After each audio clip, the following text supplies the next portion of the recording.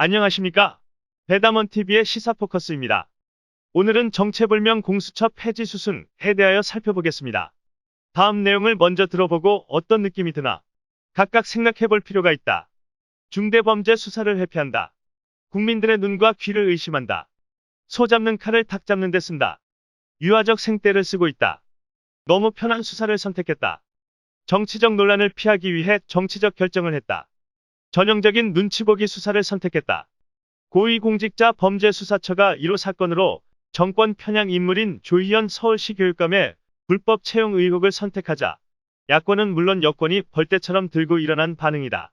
누가 봐도 잘못된 선택임이 분명하다.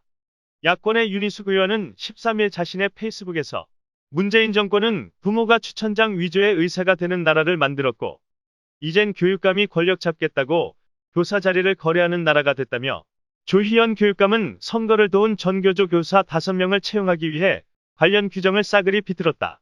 절벽의 시간을 살아가는 젊은이들을 아예 열패감의 구덩이에 던져넣고 바른 짓이라고 했다.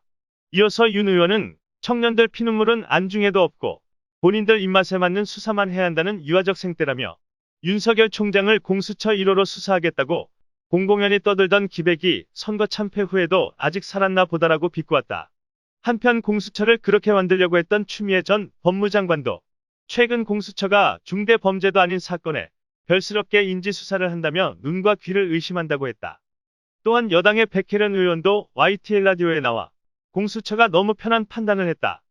정치적 논란을 피하기 위한 그런 선택을 하지 않았나 싶다며 이 사건은 감사원에서 경찰에 고발한 사건이다. 1차적인 수사가 사실돼 있다. 그래서 굉장히 어떻게 보면 수사하기가 좀 편한 부분이 있다고 했다. 게다가 여당의 이수진 의원은 12일 페이스북에서 공수처를 비판하며 소 잡는 칼로 닭을 잡는다라고 비판하였고 안민석 의원도 이러려고 공수처 만들었나 자괴감이라고 적었다. 열린민주당 강민정 원내대표는 오마이TV에 나와 우리가 어떻게 만든 공수처인데 도대체 뭘 하려고 만들었나 하는 생각이 든다고 했다. 그렇다면 공수처는 왜 이런 사건을 1호로 내세웠는가?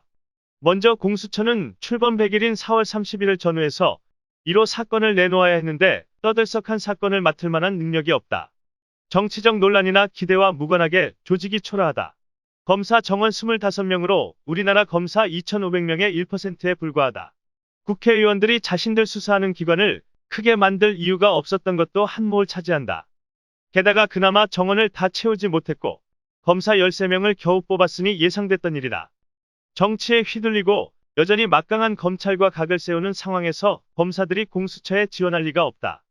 그럼에도 불구하고 공수처는 1호 사건을 성공시켜야 한다는 부담을 안고 있는데 통상 재판에서 유죄를 입증할 수 있어야 한다.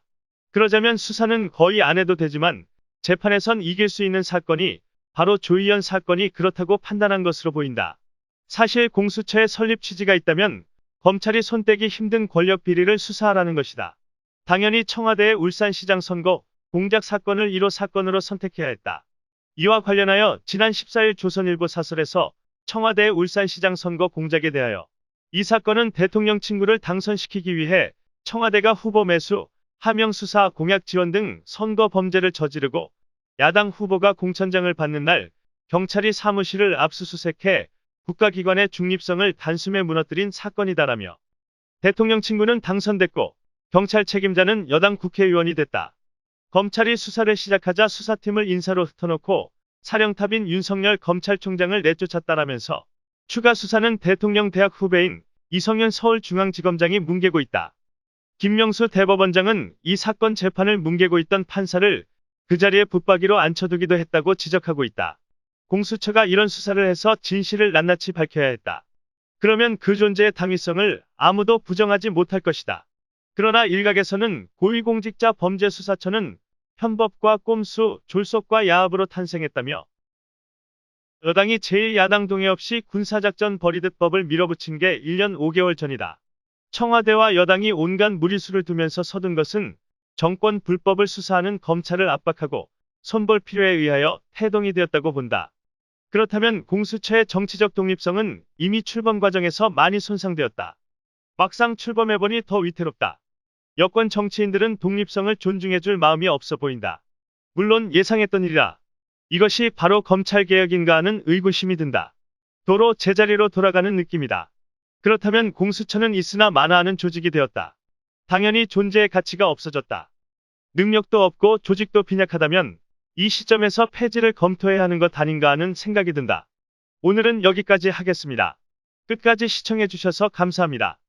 구독과 좋아요는 저희에게 큰 힘이 됩니다. 배담원TV의 시사포커스였습니다.